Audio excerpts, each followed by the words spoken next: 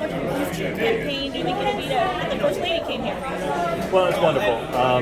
Jill Biden is an educator. She is somebody who I think people across the country could really relate with, and she's a fighter for working people, which is what our campaign is all about. So it's always very exciting when someone like the First Lady of the United States comes to Rhode Island, and it's a true honor to have her here supporting our campaign for Congress. You're obviously in a really tight race. You've got a couple of Are you expecting any other big surrogates to come in and campaign for you?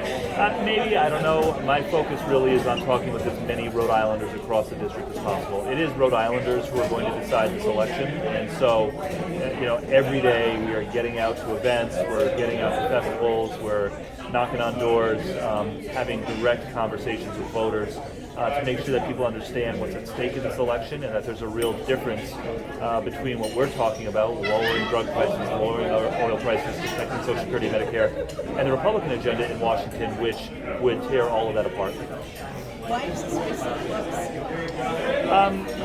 We started out with a name recognition disadvantage to our opponent. Yeah, but I think if you go to most states around the country, more people know who the big city mayors are than their state treasurers. And so we started out not as well known as our opponent. But as we've been going through the last few weeks in particular, and more people are tuning in, watching the debates, watching the news coverage, we see ourselves closing the gap and pulling ahead because people recognize that there are real differences between us on fundamental issues like healthcare, like cracking down on the oil companies, like protecting abortion rights, and the future of our democracy. Dr. Biden was and still is a teacher. Yeah. You, of course, worked as a teacher in public education. Yeah. We've come to know that students learn differently, and she's a special educator. What has to happen on the federal level to support special education here in places like Rhode Island where it's such an issue?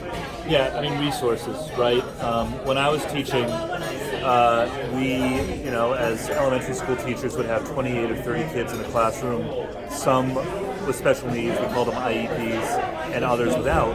And all at once, one teacher with hardly any support. And you need to have the resources in place for more paraprofessionals so that you can offer individualized instruction for students that have a range of different learning needs. And so, the federal government, I'm a believer that most education policy should be decided at the state and local level, but the federal government can and should step up with resources. Thank you. We know from the polls that there are some Democrats that are supporting Alan Fung. What are you doing to get them back? Well, we already see Democrats coming back and supporting us, again, as more people start tuning in and realizing what's at stake in the race.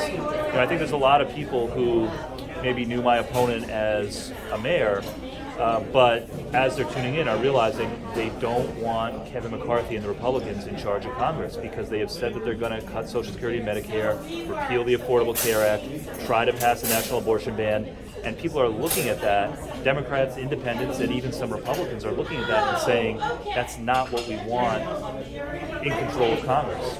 Any chance that the president comes to Rhode Island before November 8th? I honestly don't know. We are focused on talking with Rhode Islanders.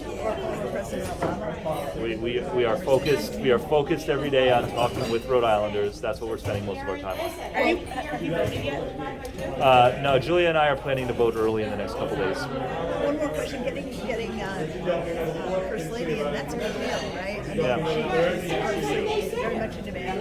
She can't go everywhere. What does that say to you that she decided to invest time to come to Rhode Island, spend a full day here? Yeah, I think it's a great sign that when I'm in Congress, I will be able to ensure that leaders in Washington pay attention to Rhode Island and that we get the resources and the attention that we deserve. We brought First Lady here today. We had the Secretary of Labor, Marty Walsh, here over the weekend. Of course, Gina Raimondo, being a Rhode Islander, knows Rhode Island well. And so I think with Democratic leadership in Congress and as Rhode Island's next congressional representative, I will be able to ensure that leaders in Washington pay attention to Rhode Island and that we get the resources that we need to do great things in our state. Senator Raimondo coming and campaign for you? Again, we're focused on talking with Rhode Islanders, and that's our priority for the next 13 days. Thanks, guys. Appreciate it. All right. Thank you all.